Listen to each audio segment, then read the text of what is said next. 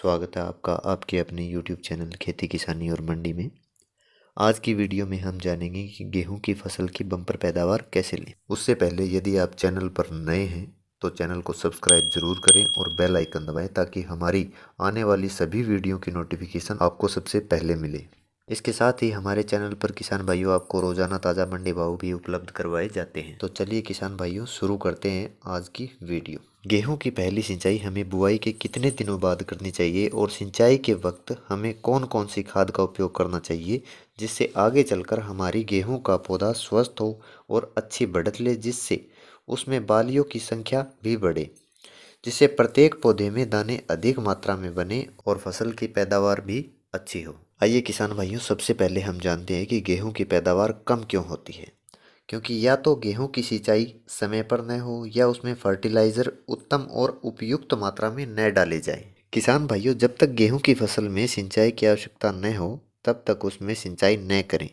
क्योंकि ज़्यादातर ये देखा गया है किसान भाइयों कि खेतों में आवश्यकता न होने पर भी उसमें पानी लगा दिया जाता है और जिन खेतों में भारी मिट्टी होती है उन खेतों में पानी रुक जाता है और दो दो दिन तक गेहूं की फसल में लबालब पानी भरा रहता है। पानी भरने से ये नुकसान होता है किसान भाइयों की सिंचाई के बाद गेहूं की फसल जिस हिसाब से बढ़ती है उस हिसाब से न बढ़कर उसकी ग्रोथ एक जगह रुक जाती है और पीलापन दिखाने लगती है, क्योंकि उनकी जड़ों में ज़्यादा नमी के कारण फंगस और निमेटोड जैसी समस्याएं उत्पन्न हो जाती हैं। ऐसी समस्या ज़्यादा पानी वाली जगह पर अक्सर देखी जाती है।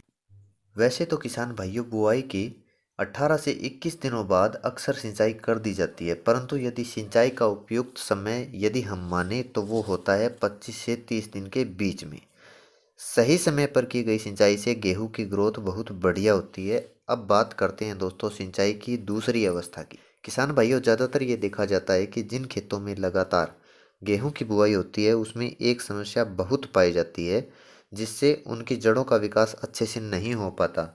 शुरुआत में तो गेहूं के बीज की जर्मिनेशन बहुत ही अच्छी होती है, लेकिन 1 या 2 सप्ताह बाद उसकी पत्तियों में पीलापन दिखाई देने लगता है।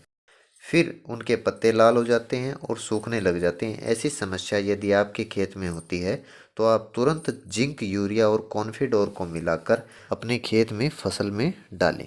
ऐसी अवस्था में आप 21 या 30 दिन तक का इंतज़ार न करें। यदि आप फर्टिलाइज़र डालने में या फसल का उपचार करने में देरी करेंगे तो आपकी फसल की जड़ें धीरे धीरे नष्ट हो जाएंगी और पूरी फसल खराब हो जाएंगी। अब बात करते हैं किसान भाइयों की सिंचाई के साथ साथ हम कौन कौन से फर्टिलाइज़र या उर्वरक का उपयोग करें जिससे हमारी फसल हमें बम्पर पैदावार दे। किसान भाइयों, खेतों में मिट्टी दो प्रकार की होती है, एक भारी मिट्टी और एक हल्की मिट्टी। दोस्तों, जिन खेतों में भारी मिट्टी होती है उन खेतों के लिए 1 एकड़ में 1 बैग यूरिया और 33% जिंक 7 से 10 किलो के बीच में मिलाकर सिंचाई करने से पहले खेत में डालें और फिर सिंचाई करें।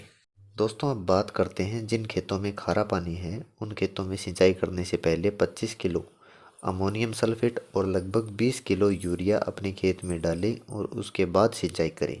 और जिन किसान भाइयों का खेत सामान्य है, जैसे न ज़्यादा भारी मिट्टी और न ज़्यादा हल्की मिट्टी, इन खेतों के अंदर आप 1 बैग यूरिया, और अगर आपके खेत में ज़्यादा रेतीली मिट्टी हो तो आप यूरिया का 1 बैग से ज़्यादा भी ले सकते हैं।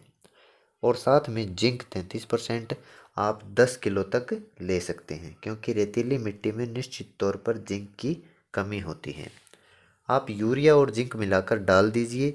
किसान भाइयों, आप यूरिया, जिंक और पोटास तीनों को मिलाकर अपने खेत में डाल सकते हैं, जिससे गेहूं में पीलापन की शिकायत नहीं होगी और आपकी फसल 1 सप्ताह में बिल्कुल हरी भरी हो जाएगी और फसल की ग्रोथ भी शानदार तरीके से होगी, जिससे फसल का उत्पादन बम्पर तरीके से होगा। तो चलिए किसान भाइयों, आज की वीडियो में इतना ही। मिलते हैं अगली वीडियो में खेती की नई नई तकनीकों को लेकर। तब तक के लिए राम राम।